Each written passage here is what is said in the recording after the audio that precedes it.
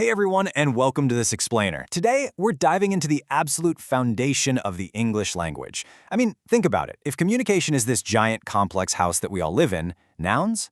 Well, nouns are the bricks. So let's just dive right into this and see how we can master them together. Seriously, I want you to picture this. How do you ask for a dog without actually using the word dog? Just think about that for a second. You'd be waving your hands around, making, barking noises, trying to describe some furry thing with a tail. Honestly, it would be exhausting. Imagine living in a totally chaotic world where we just couldn't name anything.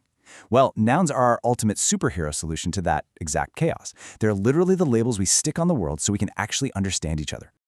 So, here is our game plan for today. First, we'll answer, what is a noun?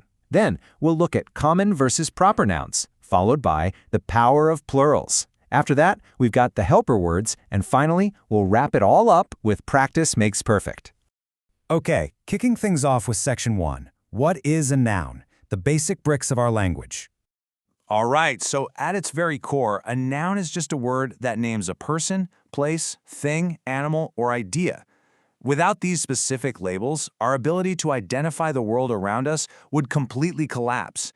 Basically, whenever you point at something, think about something, or talk to someone, you are using a noun. No way around it. Let's look at how this actually breaks down in real life. Persons can range from a general teacher to a very specific person like Mary. Places cover any city out there, or somewhere exact like London. Things, well, those are your books and your computers. Animals cover the whole spectrum, from your pet dog to a great white shark. And then we have ideas. Now these are the abstract concepts you can't necessarily touch, but they are absolutely real. Things like love or even the rules we all follow. Moving right along to section 2, common versus proper nouns, knowing your specific bricks. So, English nouns basically divide themselves into two main camps based on how specific they are. Common nouns are your everyday general words, any mountain, any restaurant, any day of the week, and they always stay lowercase. But proper nouns, those are specific official aliases. We're not just talking about any mountain, we mean Mount Everest. Not just a random restaurant, but McDonald's. Not any day, but Monday. And the golden rule you absolutely have to remember here is that proper nouns always demand a capital letter, literally no matter where they're hiding in a sentence. Next up, section 3, the power of plurals, multiplying your building blocks.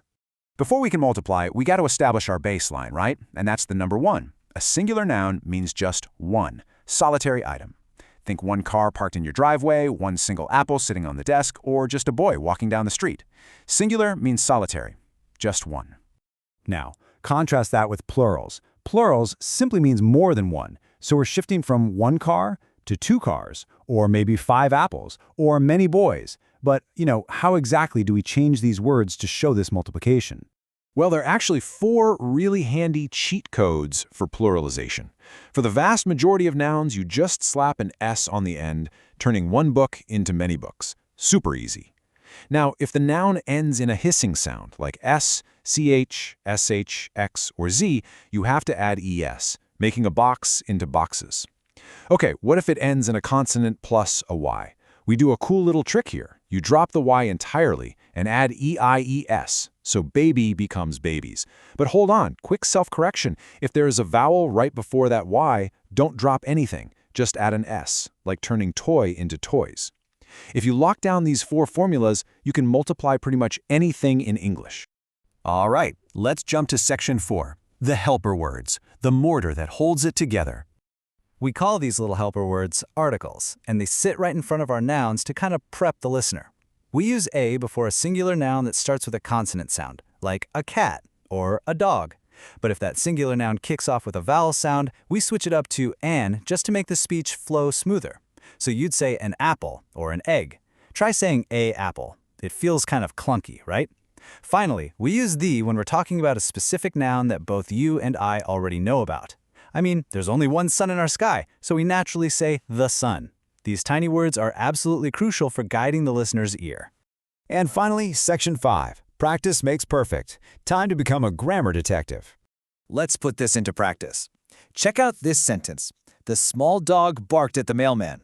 I want you to literally take a second, pause, and mentally underline the nouns here. Who or what exactly are we talking about? Did you spot them? The core nouns driving this whole sentence are dog and mailman.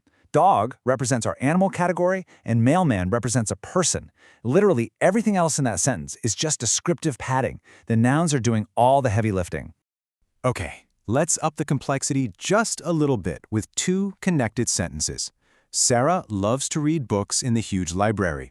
An apple fell from the tall tree. Go ahead and see if you can spot the proper nouns, the plurals, and those specific article pairs we just talked about. Let's break this investigation down. Sarah is our capitalized proper noun naming a very specific person. Then we have books, which gives us a plural thing. Library is serving as a common place. Now moving over to the second sentence, apple is perfectly paired with the article an because of that vowel sound, and tree grounds the whole sentence as a common thing. You see how it all fits together? It's like a giant puzzle. So, we've covered the categories, the plurals, and the helper words. Now, I have a final challenge for you. I want you to look around the space you're in right now. What is the very first noun you see? Is it a desk, a window, maybe your phone? Honestly, once you start looking, you realize these linguistic building blocks are quite literally holding our entire reality together. Keep spotting them, and I'll catch you in the next explainer.